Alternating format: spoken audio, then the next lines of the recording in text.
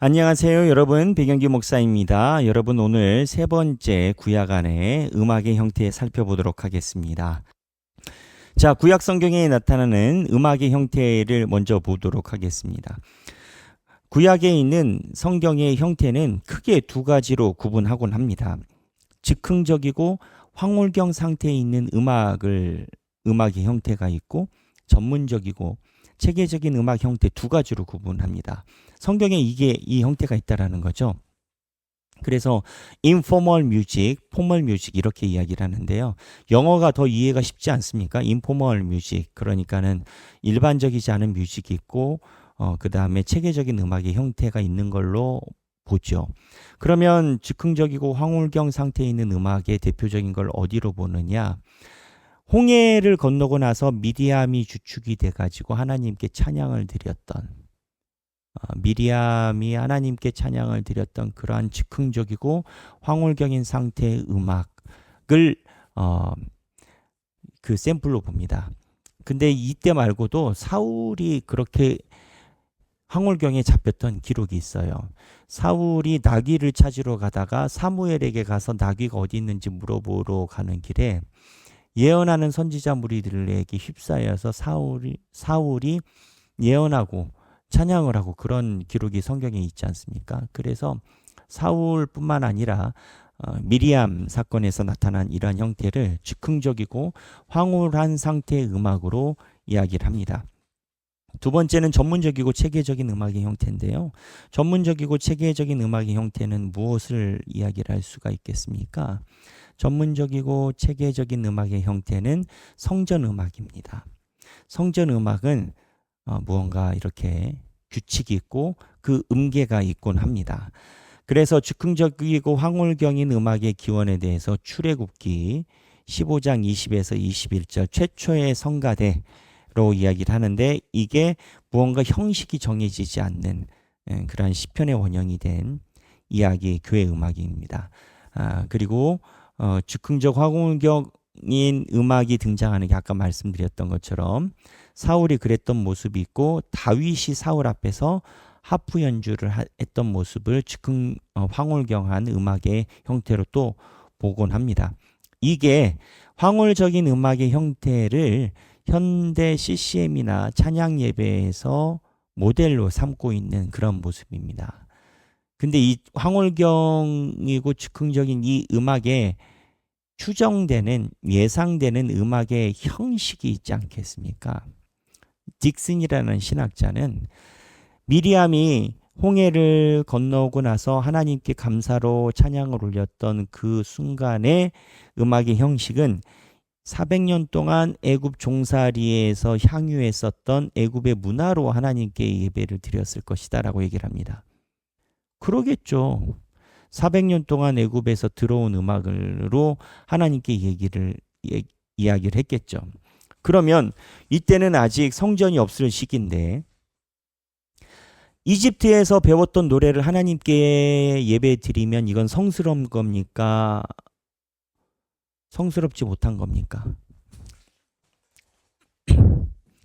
성스러운 겁니까? 성스럽지 못한 겁니까? 여러분은 어떻게 생각을 하시나요? 이러한 하나님께 예배 드리는 모습을 가지고 음악의 성과 속을 이야기를 하는 것이 아무 의미가 없습니다.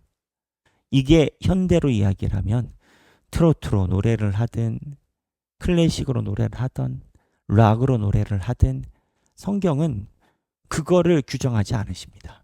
성경은 하나님께 올려드리는 우리 예배자의 자세와 신앙을 놓고 이야기를 하지 그 형태로 놓고 얘기를 하지 않습니다. 그러니까 제가 이 말을 드리는 건 컨텐츠 제작뿐만 아니라 예배 기획에서도 다양한 음악에 대한 접촉이 가능하다라는 거죠. 하지만 전제가 있겠죠. 무슨 전제냐? 회중이 같이 향유할 수 있어야 되겠죠. 400년 동안 애굽 종살이 문화에서 했었던 음악을 미리암이 연주했을 가능성이 높지만 그럼 미리암만 하지는 않았다라는 거죠. 회중 찬양인 건 거죠. 그래서 여기 쓰여 있기를 회중 중심의 음악의 기원이라고 학자들이 이야기를 한다라는 겁니다. 그러면 이제 두 번째는 이 음악, 성전 음악, 템플 뮤직이라고 하는 솔로몬 이후 다윗 때부터 있었던 그 성전 음악을 어떻게 이해를 하는 게 좋겠나? 몇 가지 성전 음악의 특징이 있습니다. 이 포멀한 음악의 기원은 레위 족속들이 전문 음악가들로 고용돼서 임명됐습니다. 레위 족속은 예배를 섬기는 족속이죠.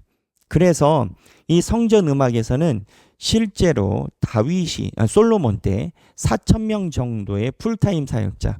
근데 다윗이 왕이니까 지금으로 따지면 음악 공무원인 거죠. 이제 그렇게 표현하면 되겠습니다. 이제 시립 합창단이라든지 이런 식으로 솔로몬 당시에 4,000명 정도의 예배만 담당하는 음악 사역자가 풀타임으로 있었다라는 기록이 있습니다. 솔로몬 때는 돈이 많았으니까 부유했으니까 이게 가능했겠죠. 그래서 이 포멀한 음악은 템플 뮤직이라고도 이야기를 하는데 교육을 받은 사람들이 음악을 하곤 합니다. 5년 동안의 전문 음악 교육을 받고 실력이 될 때 이 음악 템플 뮤직의 전문가 레위 족속으로 역임을 받는 거죠. 그래서 솔로몬 같은 경우는 전성기 때는 20만 명의 연주가와 20만 명의 콰이어를 구성했었다라는 요세푸스 학자의 그러한 기록이 있습니다.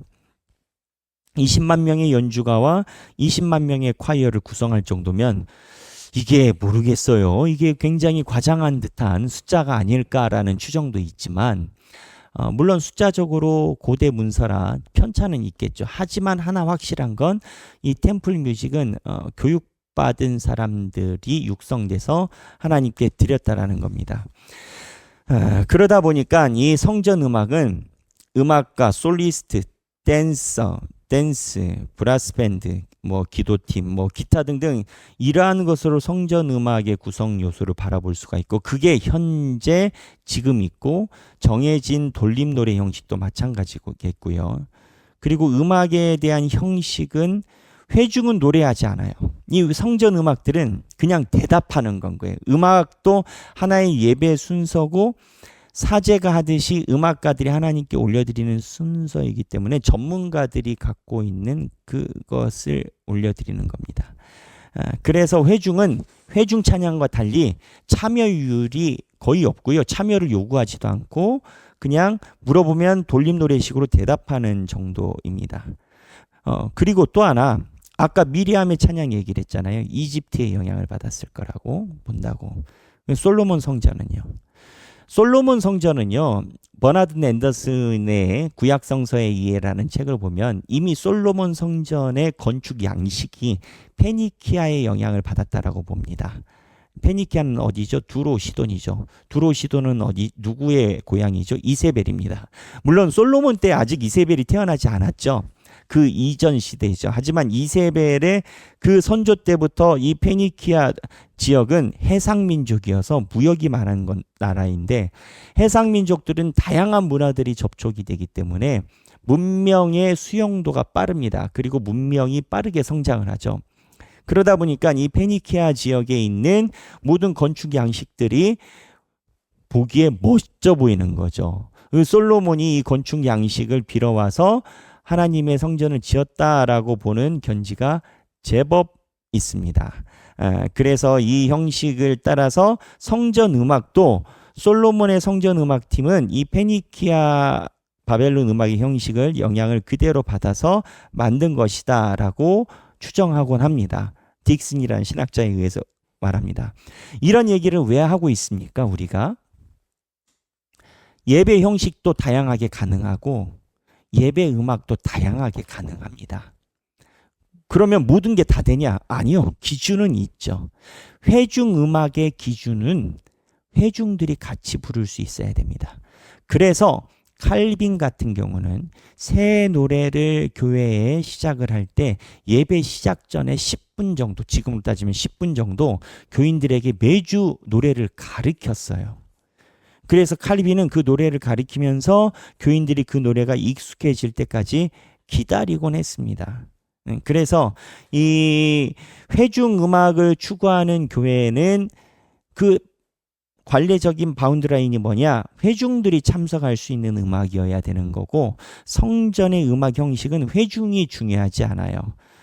회중이 중요하지 않고 하나님께 예배를 드릴 수 있으면 오늘 처음 가져온 노래도 의미만 있으면 하나님께 드린다라는 거예요. 그러면 성경에서는 왜 음악에 대한 형식을 기록해 놓지 않았느냐? 성경은요, 음악을 기록해 놓은 음악책이 아니라 성경은 우리 인간이 하나님께 드리는 마음을 담은 그 마음을 기록한 책입니다. 가사를 기록했다고요. 그 흐름을 기록했다고요. 그래서 아예 다릅니다. 무슨 말씀이냐면 거듭 얘기 드리면 예배에서 가장 중요한 건 마음이고 음악은 그렇게 크게 성경에서 다루지 않았다라는 겁니다. 성경에서 4박자라고 부르라고 합니까? 6박자라고 부르라고 합니까? 그런 거 없지 않습니까? 하나님께 드리는 마음이 중요하죠.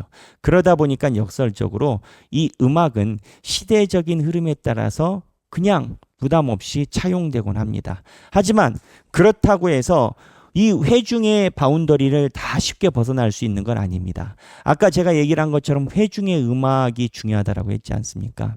한 예를 들면 제가 어느 교회를 갔더니 서울에서 찬양팀이요. 제가 이제 찬양 밴드나 이런 걸 좋아해서 아는데 찬양팀이 한 5곡을 연주를 하는데 다 트로트예요. 지루박 트로트에. 근데 교인들이 잘 불러. 그래서 물어봤어요. 여기는 분위기가 느낌이 다르다 했더니 그 목사님이 빈민선교 이렇게 하시거든요. 가난한 분들. 그분들이 이제 교회를 다니기 시작했고 그분들이 교회를 다니면서 본인들이 잘하던 밤무대에서 뛰던 그 음악 실력으로 와가지고 하나님께 찬양을 한다라는 거예요. 그러니까 모든 것이 다 집어넣으면 다 트로트 지루박으로 나오는 거예요. 근데 그 교인들도 빈민선교인 교회이다 보니까 전혀 부담을 안 느껴요. 괜찮다 이거예요. 근데 만약에 그러한 베이스가 없는 교회에서 트로트로 지루박으로 찬양을 한다면 이질감이 생기겠죠.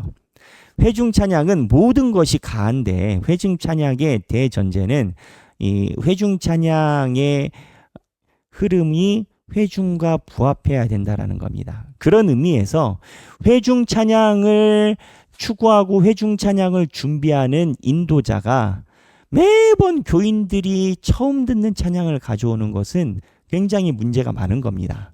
왜? 아까 이야기를 한 것처럼 칼빈처럼 예배 전에 교인들에게 가르쳐 주던가 가르쳐 주지 못하면 교인들이 아는 곡을 해야 됩니다. 왜냐하면 회중 찬양은 회중이 하나님께 예배 드리게끔 편성된 곡이니까. 근데 이거를 모르고 죄송하지만 이제 찬양을 너무 과하게 좋아하시는 분들은 본인이 밤에 들으면서 은혜에 빠진 찬양이 있으면 인도자가 그걸 갖고 와서 혼자 막 이렇게 뭐 맞은 것처럼 이렇게 찬양을 하곤 해요. 그 안 좋은 거예요. 그 왜냐면은 그 예배 형식의 흐름에 대한 이해도도 없는 거고요. 예배는 쇼케이스가 아니에요. 예배는 본인들의 발표의 장이 아니고 예배는 본인들 음악의 발현의 장이 아니에요. 우리가 이러한 연구를 하는 이유는 성도들이 조금 더 부담스럽지 않게 하나님을 찬양하는데 같이 들어오게끔 하는데 목적이 있는 건 거지 예배를 통해서 우리의 음악을 구현하는 건 아니에요. 여하튼 이러한 구조에서 솔로몬 때 성전도 회중 찬양적 느낌을 가지고 있었다라는 것으로 보고 바벨론 페니키아의 음악 형식을 받은 것으로 딕스는 당연히 추정합니다. 그리고 이제 회당 아까 얘기를 했지 않습니까? 이 회당 음악은 어떠한 형태를 가지고 있냐? 회당은 바벨론 포로기 때 이제 잡혀가서 회당에서 음악을 했지 않습니까? 회당 음악은 이러다 보니까 바벨론 포로기에 잡혀가다 보니까 연주를 잘하고 음악적으로 훈련된 사람이 많지 않아요. 그러다 보니 회당 음악은 비전문가에 의해서 주도가 됐고 음악의 목적은 어쩌면 더욱더 순수하게 예배를 위한 찬양만이 음악의 목적으로 주가 됐어요. 그래서 유대인들에게 음악이 예배에 꼭 필요함을 증명하는 이러한 형태를 회당 음악에서 볼 수가 있어요. 무슨 얘기냐? 실력이 안 되는데 음악을 가져가요. 물론 음악이 목적은 아니에요. 그런데 하나님께 예배 드리는데 음악이 기여하는 바가 엄청나게 크기 때문에 음악을 활용을 한다라는 거죠. 그때 활용하는 음악은 어떤 음악이었을까? 문화적으로 회중들이 공유하고 있는 대중음악이었다라는 거죠. 그래서 이러한 음악의 형태에 따라서 우리가 접근이 달라집니다. 그렇다면 목사님, 성경에서 음악의 태초의 출발은 어디일까요? 음악에 대한 기원이 있습니다. 이거는 창세기 4장 21절에 나오는데 칼빈은 이 유발이라는 사람이 얘기를 하는데 이 유발이 가인 계열이에요. 그러니까 하나님의 자손이 아니에요. 그래서 최초의 음악의 출현을 칼빈은 유흥으로 봅니다. 유흥이 다른 게 아니라 인간들이 자기의 목적에 따라서 놀기 위함. 그게 이제 제사 때 쓰이곤 했었다라는 거죠. 제사를 드리면서 갑자기 음악이 튀어나온 게 아니라는 거죠. 무슨 얘기냐? 음악은 애초부터 가치 중립적이에요. 옛날 그레고리안 찬트에서 그레고리안 성가가 오도를 강조를 하고 오도가 신성한 의미다라고 주장했었던 역사가 있거든요. 도레미솔라 5개만 음악이라는 거예요. 이러한 것에 대한 음악이 어떠한 의미 대단히 신성하다라는 이런 미신적인 행동은 칼빈의 견지에 의하면 또 하나의 우상 숭배인 건 거예요. 원래 음악은 가치 중립적인 건 거예요. 그런 이해에 대해서 우리가 좀 가져가야 됩니다. 그러면 다윗을 통한 음악 이해를 이번에 볼 건데 다윗이 찬양을 했을 경우를 보면 케이스가 3가지가 있어요. 사울의 병을 치료하고 하나님을 찬양할 때 승리를 위하여 간청할 때 악기를 사용하여 찬양하기도 해요. 그래서 다윗은 하나님께 찬양을 드렸을 때 이러한 이해를 가지고 이야기를 하고 평일에도 날마다 이 음악적인 훈련을 했다라는 겁니다. 특히 연주자들 그래요. 저도 찬양 인도를 할 때는 기타를 쓰곤 합니다만 이제 연주자들은요 며칠만 연주를 쉬어도 손이 굳어버립니다. 남들은 몰라요. 근데 본인이 제일 먼저 알아요. 왜? 마음대로 안 굴러가거든. 근데 이러한 것에 대한 예배 준비를 레위인들이 했었다라는 겁니다. 역설적으로 얘기를 하면 각자 개인 연습은 예배 준비예요. 음악가들은요. 이러한 의미로 봐야 된다라는 겁니다. 그래서 역대상 9장 33절에 보면 레위 족속이 골방에서 주야로 자기 직분, 이게 뭐냐? 음악 연습시킨 거예요. 아침부터 저녁까지 드러머는 계속 패드 두들기라라고 하고 기타는 계속 기타 치라라고 하고 그래서 이러한 내용이 있었고 구약에 등장한 악기들을 보면 수금이라든지 이러한 것들이 그 당시에 페니키아나 바벨론에서 있었던 악기와 동일한 형태입니다. 이 악기 어디서 만들었을까요? 바벨론이나 이런 곳에서 만들었겠죠. 그걸 누가 가져왔겠습니까?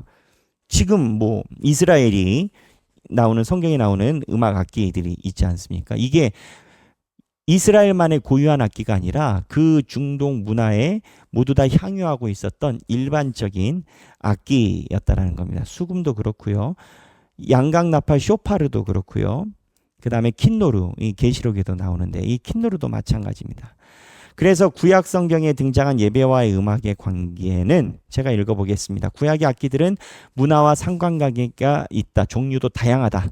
하나님을 찬양하는 데 도움이 된다면 어떠한 악기든 다 사용되었음이 보여진다. 예배에 도움이 되고 찬양하는 데 좋은 영향력을 준다면 악기의 사용은 적극 장려되어야 된다. 라고 이제 정리를 할 수가 있습니다. 초대교회에서 보여지는 음악은 이제 신약으로 넘어갑니다. 아까 했었던 것처럼 신약으로 넘어갑니다. 음악은 초대교회에서는 3가지 형태로 봅니다. 로버트 웨버인데 시와 찬미와 신령한 노래입니다. 시는 psalms, 그 다음에 찬미, hymn, and spiritual songs입니다. 여기에 보면 우리는 다 똑같은 얘기인 것 같은데 초대교회가 이 3가지 형태로 음악을 구분했습니다. psalm이 뭐냐? 시편입니다. 시편을 노래로 한 게 쌈이고요. 힘은 뭐냐면 시편에 하나님께 찬양의 마음을 올린 찬송가입니다. 지금으로 따지면. 근데 이제 희한하게 스피리추얼 송이거든요. 스피리추얼 송이 쌈과 힘이 아니에요. 그래서 신학자들은 이 스피리추얼 송에 대해서 스판테니어스 워십이라고 얘기를 하는 그러니까는 무언가 황홀경에 있는 영적인 찬양이다라고 주장하는 그 형태의 찬양이 아닐까라고 이야기를 합니다. 근데 그걸 정설로 이야기를 해요. 이게 어디에 나왔냐? 구약 성서에 보면 미리암이 찬양할 때 나왔거든요. 그래서 이제 스피리추얼 송이 또 하나의 예배의 형태로 구분이 됩니다. 그래서 이러한 형태는 계시록의 보면서 전부 다 나옵니다. 그래서 초대교회의 예배와 음악의 관계는 뭐냐면 너희 중에 고난당한 자가 있느냐 그는 기도할 것이요 즐거워하는 자가 있느냐 그는 찬송할지라. 그리고 야고보서 5장 13절에 음악의 사용은 사랑의 오감을 표현하는 데 사용된다라고 이야기를 합니다. 자, 여러분 이제 정리하겠습니다. 이제 정리를 하려고 하는데요. 어떤 내용으로 우리가 이 강의를 봐야 되느냐? 우리가 콘텐츠를 제작하고 무언가 PD로서 교회의 예전을 가져간다면 예배의 예전과 찬양이 성서적으로 말하는데 부합하는가 고민이 당연히 갑니다. 성서적인 흐름을 보면요. 이에 대한 대답은 다양성이 용인되고 열려 있다라는 겁니다. 물론 몇 가지 미세한 세례와 성례가 중요한 파트이고 회중 찬양은 회중들의 인지에 부합해야 된다라는 당연한 감각적인 이해가 있어야 되겠지만 찬양과 예배의 순서와 콘텐츠는 하나님께서 다양성 속에서 가능하게 성경에 이어 놓으셨다라고 봐야 맞다라는 겁니다. 그래서 제가 이 강의를 여러분들께 드리는 이유는 앞으로 우리가 기독교 콘텐츠를 제작을 할 때 음악도 다루게 되고 그 다음에 예배도 다루게 되고 그렇다 보면 신학적인 근원에 대한 준비가 필요합니다. 그런 차원에서 제가 오늘 여러분들께 드린 예배와 예전에 대한 강의를 한번 들어보시고 여러분들이 앞으로 사역하는 순간에 신학적인 사고를 넓히시는데 크게 활용되시길 바랍니다. 긴 강의 함께 들으셔서 감사하고 언제나 주께서 크게 사용하시는 귀한 사역자들이 되시길 바랍니다. 감사합니다.